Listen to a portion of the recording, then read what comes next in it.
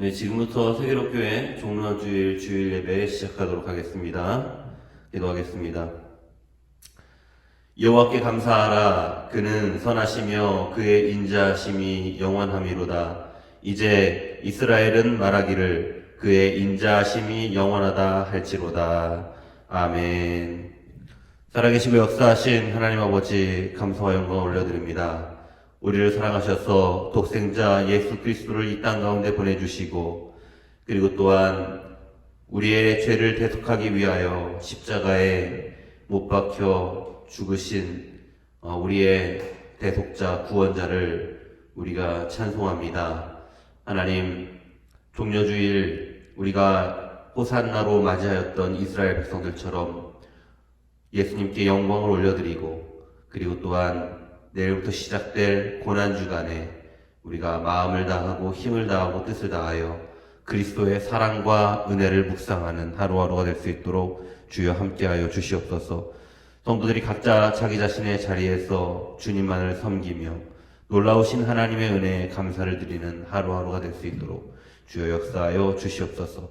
감사를 드리며 예수님의 이름으로 기도합니다. 아멘.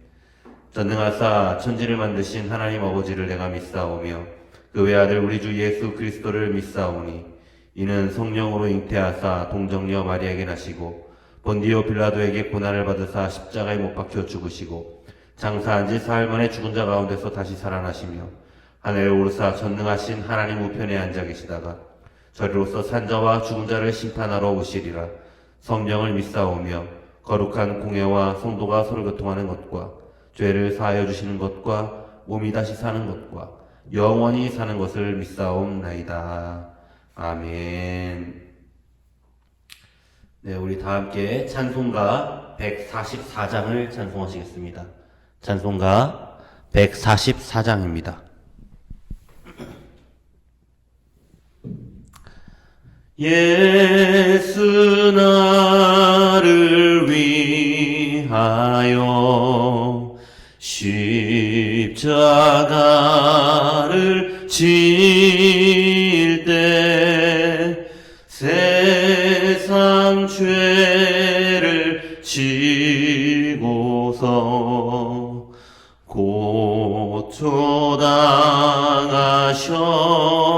고초당하셨네. 예수님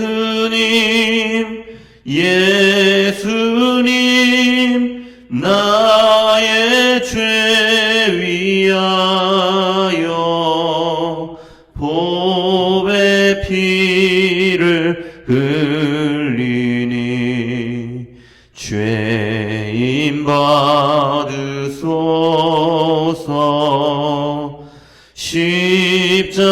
십자가를 지심은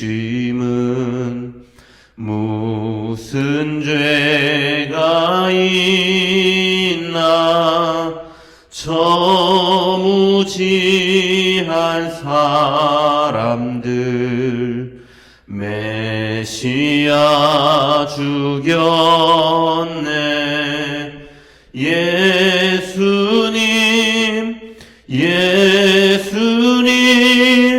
나의 죄 위하여 보배 피를 흘리니 죄인 받으소서. 피와 같이 붉은 죄 없는 이가 없네. 십자가의 공로로 눈과 같이 되네. 예수님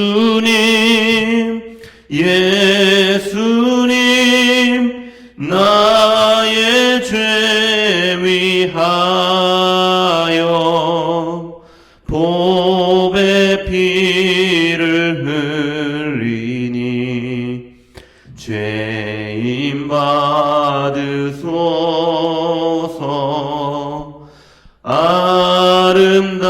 아름답다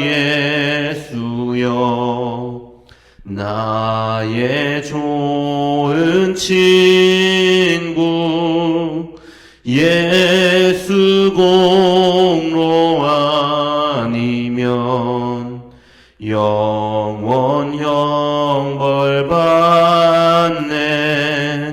예수님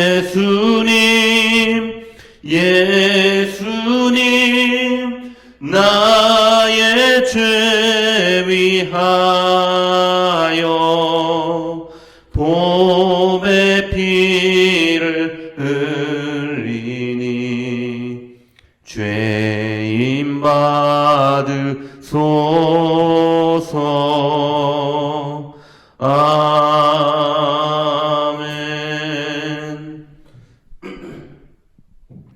네, 할렐루야. 주님의 이름으로 사랑하고 축복합니다. 우리 각 가정에서 예배드리시는 모든 성도님들의 가정에 한량없는 주님의 축복이 임하기를 간절히 소망합니다.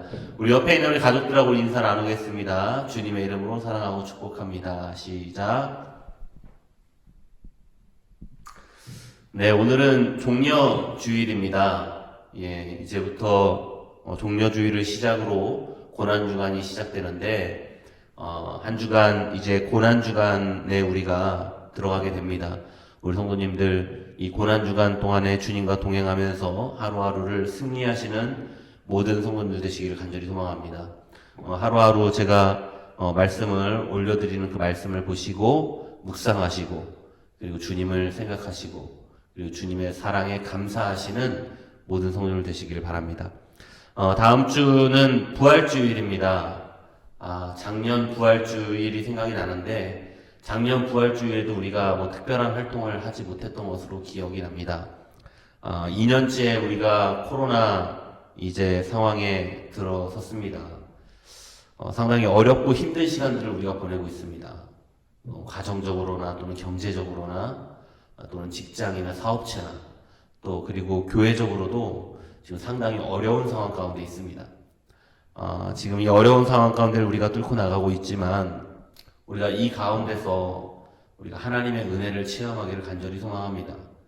고난주간도 찾아오는데 우리 고난주간에는 더욱더 주님의 사랑과 그 헌신과 희생에 감사하시면서 우리의 신앙이 더욱더 뜨거워지는 그런 일들이 우리 가운데 임하기를 간절히 소망합니다. 네, 오늘도 봉헌은 우리가 온라인으로 하도록 하겠습니다. 네, 봉헌은 온라인으로 하도록 하고요. 우리 성도님들 온라인 계좌로 정성껏 하나님께 예물을 드리시면 되겠습니다. 기도문을 낭독하고 제가 봉헌 기도하고 주기도문 하겠습니다. 세계롭게 성도들이 삶의 자리에 예배를 세우게 하소서. 날마다 말씀 묵상과 기도하는 삶을 살게 하소서. 삶의 현장에서 그리스도의 증인이 되고 복음을 전하게 하소서. 담임 목사님이 요육간에 강건하게 하시고 가정이 복되게 하소서. 각 가정이 회복되게 하시고 믿음의 가정이 되게 하소서. 병든 자, 가난한 자, 상처받은 자들이 회복되게 하소서. 세계롭교회 부흥과 회복을 허락하여 주옵소서. 다음 세대 사역을 위하여 교회 학교가 세워지게 하소서. 전교인이 다 함께 지역 전도에 힘쓰게 하시고 동탄이 복음화되게 하소서. 비전 2025로 함께 교회를 세워나가게 하소서. 아멘. 기도하겠습니다. 살아계시고 역사하시는 하나님 아버지, 우리를 사랑하셔서 십자가의 대속의 은혜로 우리를 구원하여 주심에 감사와 영광을 올려드립니다. 하나님, 지금 세상이 코로나와 그리고 각종 경제적인 문제들로 너무나도 큰 신음을 하고 있습니다. 국제 정세 또한 상당히 좋지 않은 그런 상황 가운데로 흘러가고 있습니다. 특별히 미국에서는 인종차별의 문제와 아시아인 혐오의 문제로 하나님 또 많은 사람들이 생명을 잃었습니다. 주님, 이런 혼란스러운 시대를 살아가는 우리에게 주님께서 하시고 싶으시고자 한 그 말씀과 뜻과 계획을 우리가 알게 하여 주시옵소서. 그래서 하나님의 뜻과 섭리와 계획을 우리가 이 땅 가운데서 우리가 이루어 드리고 그리고 또한 하나님 원하시는 대로 우리가 살아갈 수 있는 힘과 능력 또한 허락하여 주시옵소서. 하나님, 고난주간 이제 한 주간을 주님의 희생과 고난과 그 헌신하는 하나님 그 모습을 우리가 본받고 또는 묵상하기를 간절히 소망합니다. 고난주간 우리와 함께 하시는 하나님 아버지의 그 깊은 은혜에 감사를 드리고, 그리고 또한 우리 또한 주님의 고난에 동참하는 귀한 한 주가 될 수 있도록 주님 함께하여 주시옵소서. 그래서 우리가 그 아픈 고난과 역경을 이겨낸 그 부활이 있듯이 우리에게 생명을 허락하여 주신 하나님 아버지의 그 놀라우신 사랑을 우리가 경험하게 하여 주시옵소서. 오늘도 감사의 예물을 드리는 귀한 손길들이 있습니다. 축복하여 주시고 하나님 아버지의 크신 은혜가 이들의 손길 위에 임할 수 있도록 하나님 함께하여 주시옵소서. 감사를 드리며 예수님의 이름으로 기도합니다. 아멘. 네, 우리 오늘 하나님 말씀 보도록 하겠습니다. 오늘 우리에게 주신 하나님 말씀은 마태복음 25장 40절의 말씀입니다.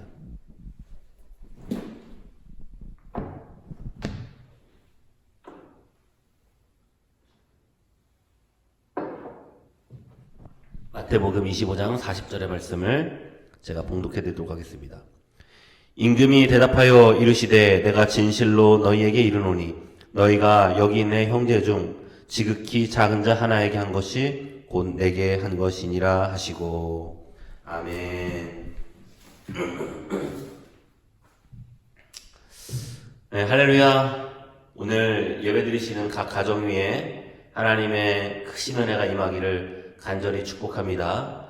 네, 오늘은 지극히 작은 자 한 사람에게 라는 주제로 우리 하나님 말씀 함께 나누도록 하겠습니다. 얼마 전 이 토트넘 하스퍼와 그리고 아스널의 이 영국 축구 프리미어 리그 경기가 있었습니다. 물론 좀 된 경기이긴 합니다. 그런데 이 경기 도중에 이 아스널을 응원하는 유튜버 한 명이 방송 도중 손흥민 선수에게 DVD라는 말을 써서 굉장히 큰 논란이 된 적이 있었습니다. 유럽이나 서구 사회에서 아시아인을 혐오하고 인종차별하는 이 발언 중에 DVD라는 말을 많이 사용합니다. 이 유튜버의 방송이 아스날을 응원하는 굉장히 유명한 방송이었기 때문에 이것이 더 큰 화제가 된 것입니다. 아시아인을 혐오하는 발언으로 DVD라는 말을 사용하는 이유는 음원 CD나 또는 영화 CD 같은 것들을 이 가짜 DVD를 만들어서 판매하고 사용한다고 해서 이 아시아인들 혐오 발언으로 만들어진 말입니다. 어떤 누군가가 아시아 사람을 보고 DVD라는 말을 사용하면 그것은 인종차별을 하는 발언입니다. 그래도 최근에는 이 서구 사회에서도 인식이 점점 바뀌어가고 있고 자각하는 목소리도 나오고 인종차별 인식이 많이 바뀌어가고 있다는 생각을 저도 하기는 했었습니다. 그런데 최근 들어서 다시 인종차별 문제가 불거지고 있습니다. 코로나 바이러스가 중국 우한에서 시작되면서 서구인들의 아시아 혐오가 범죄가 증가하고 있어요. 코로나 바이러스가 끝나면 아마 해외여행을 가겠다라고 생각하시는 분들 많을 겁니다. 그런데 지금 상황으로 본다면 코로나 바이러스가 끝난다 해도 유럽이나 미국 쪽으로 여행하는 것은 굉장히 위험해 보입니다. 며칠 전에 이것에 대해서 김기성 목사님께서 칼럼을 쓰신 그 칼럼을 하나를 읽었는데 그 내용에 대해서 좀 설명을 해드리겠습니다. 미국 조지아주 애틀란타에서 벌어진 이 피살 사건은 우리 문명이 얼마나 허약한 토대 위에 서 있는지를 보여주는 사건이었다. 백인 우월주의에 근거한 인종주의와 여성 혐오가 빚어낸 그 참극이라는 거예요. 인종주의든 여성 혐오든 사람을 피부색, 지역, 종교에 따라서 가르고 차별하는 것은 이게 하나님의 형상으로서의 인간에 대한 근본적인 부정으로 보는 것이죠. 이 매스컴은 범인이 교회에 잘 다니는 기독교인이라고 전합니다. 찬양단에서도 열심히 활동하고 예배 후에 뒷정리로 곧잘 했던 그런 성실한 청년이었다고 해요. 그런데 사람을 존중할 줄 모른다면 교회에서 뒷정리하고 그리고 열심히 찬양단 활동하는 것이 무슨 의미가 있겠습니까? 바울은 이런 얘기를 했습니다. 평생 허망한 편견과 싸워왔다. 그리스도의 옷을 입은 사람에게는 유대 사람도 그리스 사람도 없으며 종도 자유인도 없으며 남자와 여자가 없습니다. 갈라디아서 3장 28절 말씀에 이런 이야기를 했어요. 그러면서 무슨 얘기를 하냐면 우리는 그리스도 안에서 하나라는 겁니다. 그렇지만 스스로 믿음 가운데 있다고 말하면서도 그리스도의 십자가의 원수로 살아가는 사람도 많습니다.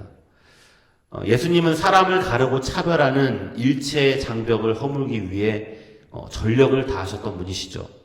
그런 예수님을 따른다는 스스로 자부하는 사람들이 오히려 장벽을 쌓기에 골몰하는 사람들이 참 많습니다. 1세기 유대교 지도자들은 예수님을 제거하기 위해서 이 음모를 꾸미면서도 그것을 하나님을 위한 일이라고 그들은 여겼어요. 우리가 이제 고난주간을 겪게 되는데 고난주간이 어떤 주간입니까? 예수 그리스도가 유대인들에 의해서 고난당하는 주간입니다. 왜 이런 고난을 당합니까? 그들은 예수를 십자가에 못 박으면서도 이게 하나님의 일이라고 생각을 했어요. 종교적 언어가 우리의 거짓 자아를 덮기 위한 포장지 역할을 할 때가 너무나도 많습니다. 오늘 본문의 양과 염소의 비유, 이 양과 염소의 비유는 마지막 때 예수님이 다시 재림하실 때 주님께서 세상을 심판하실 것인데 그 세상을 심판하는 기준이 무엇이냐라는 것을 담고 있는 말씀입니다. 오늘 마태복음 25장 31절에서 33절은 주님은 인자가 영광 가운데 다시 이 땅으로 올 때 그의 영광의 보좌 위에 앉을 것이고 라는 말씀을 하고 있어요. 예수님의 오른쪽에는 양들을 앉힐 것이고 예수님의 왼쪽에는 염소들을 둘 것이다 라는 말씀이 오늘 이 본문 말씀의 그 앞부분과 뒷부분에 나와 있습니다. 예수님의 오른편에는 양들이 있는 자리인데 이들을 복받는 자리, 칭찬받는 자리고 그리고 왼편에는 염소들을 세우고 그리고 그 자리를 저주하는 자리, 경멸받는 자리로 이렇게 나눈 것입니다. 이것을 보면 오른편 양들이 있는 자리는 의로운 자리로 표현을 한 거고 왼편 염소가 있는 자들은 저주받은 자리 또는 불의의 자리로 표현을 한 것임을 알 수가 있는 것이죠. 이 이야기를 보면 제3지대라는 것은 존재하지 않습니다. 예수님이 다시 오실 때 그때는 오른편 아니면 왼편만 있습니다. 다른 곳은 존재하지 않아요. 여기서 우리가 한 가지 궁금해지는 게 있습니다. 그것이 무엇이냐면 왜 양과 염소를 예를 들었는데 양은 의롭고 염소는 의롭지 못하다 이렇게 말씀하신 것일까?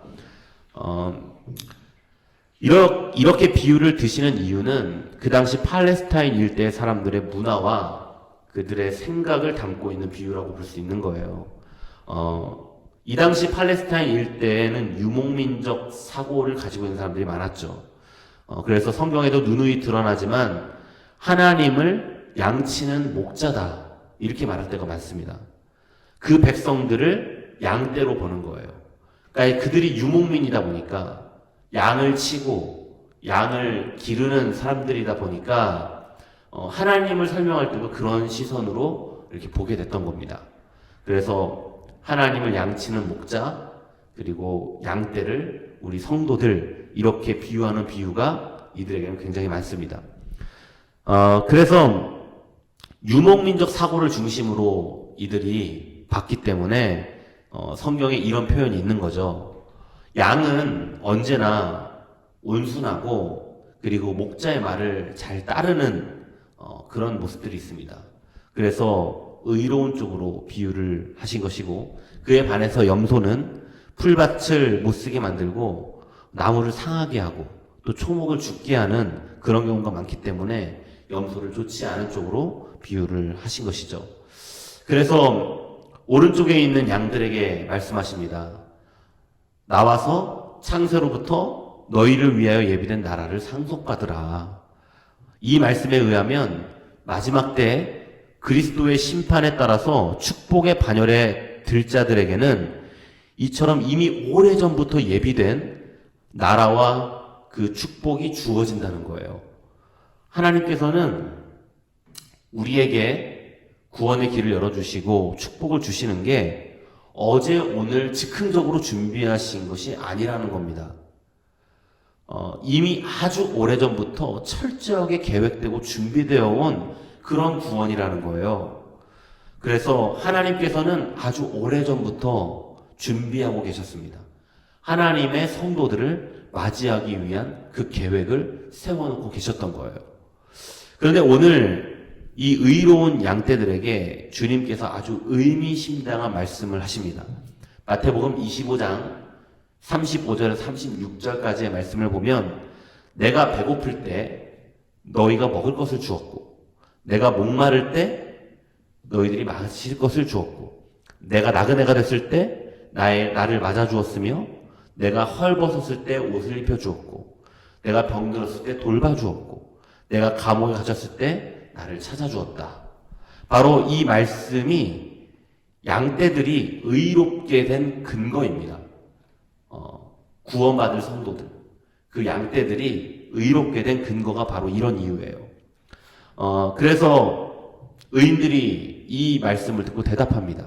어떤 대답을 하냐면, 주님, 우리가 언제 주님께서 배고프신 것을 보고 우리가 먹을 것을 드렸으며 언제 병들었을 때 우리가 돌봐줬습니까? 우리는 그런 적이 없다는 거예요. 그도 그럴 것이 주님은 지상 사역이 끝난 이후로 하늘로 승차하셔서 하늘로 올라가셨습니다. 그래서 우리가 주님께 배고프시다고 해서 뭘 드릴 수도 없고 주님이 헐벗으셨다고 해서 입혀드릴 수도 없는 상황인 거죠. 그리고 또 한 가지는 예수님은 하늘로 승천하셨는데 하나님 나라에는 배고프고 헐벗고 이런 것이 존재하지를 않습니다. 그 나라는 그런 것이 존재하지 않기 때문에 그렇게 할 수가 없는 거죠. 사도행전을 보면 사도 바울이라는 사람이 나옵니다. 바울의 원래 이름은 사울이었죠. 바울이 사울이었던 시절에 이 살기가 등등하여서 교회를 핍박하고 다녔습니다. 그러던 어느 날, 그날도 교회를 핍박하러 가는 길에 다메섹 도상에서 주님이 사울의 눈을 멀게 하시고 나타나셔서 말씀하셨습니다. 뭐라고 말씀하셨냐면 네가 어째서 나를 핍박하느냐 라는 말씀을 하셨어요. 이 말은 주님께서는 사울에게 지금 너는 나를 핍박하고 있다라고 말씀하시는 겁니다. 여기서 참 이상한 게 한 가지가 있죠. 그것이 무엇이냐면 지금 사울이 핍박하는 것은 교회지 주님이 아니라는 거예요.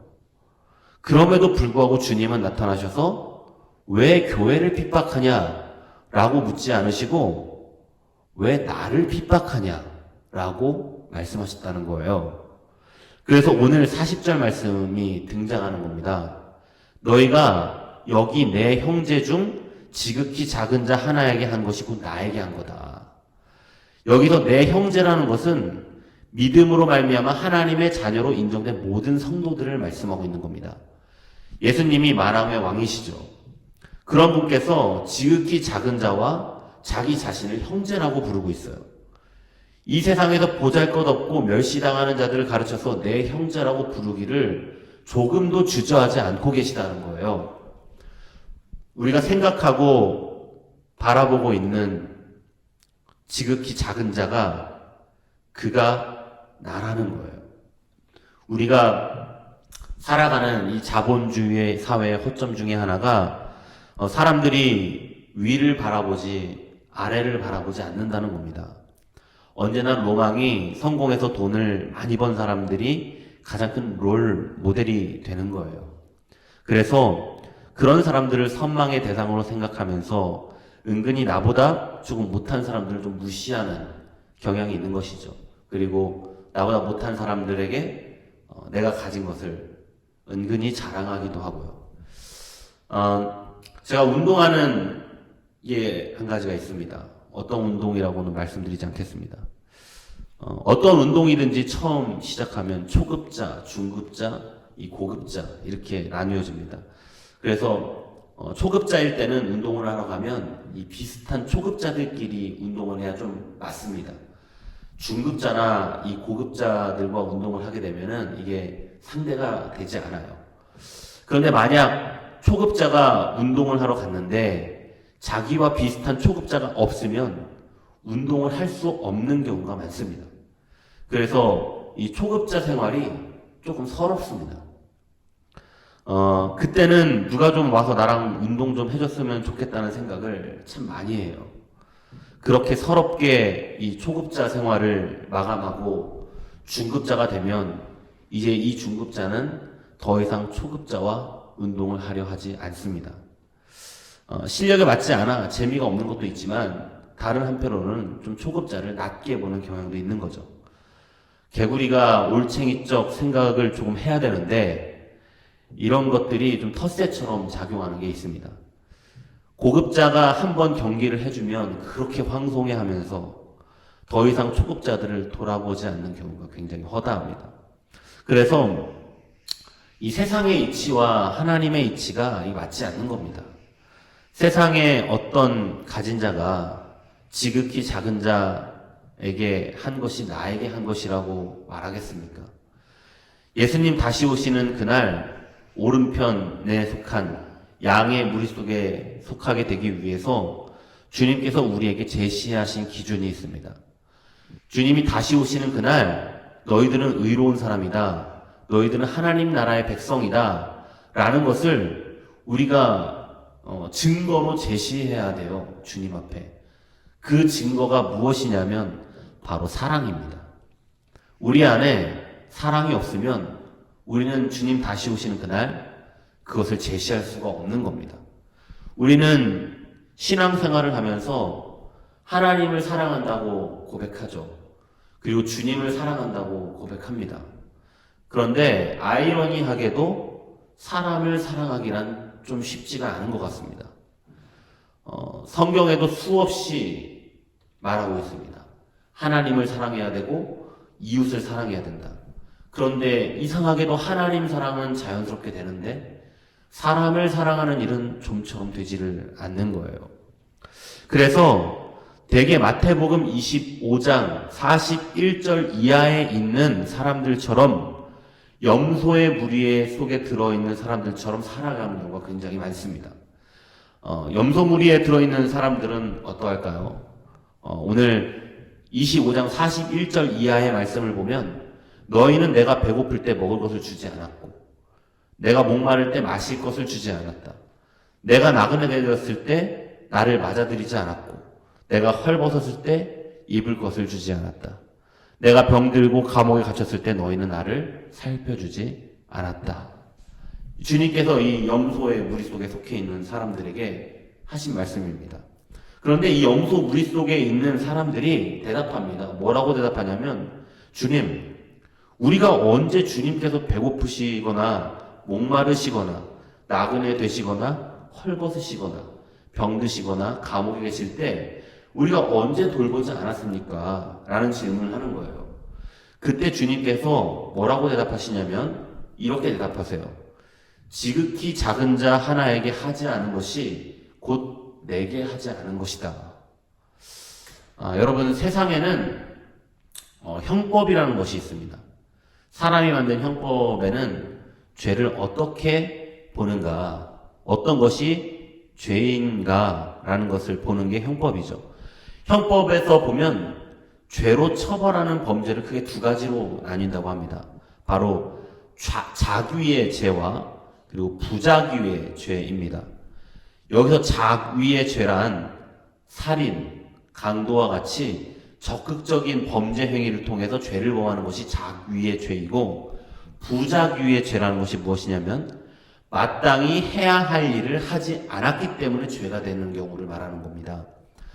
예를 들자면 엄마가 아기에게 젖을 주지 않아서 사망을 하는 거죠. 이것은 직접적으로 아기를 죽이진 않았지만, 아기가 죽을 것을 알면서도 방관한 것이죠.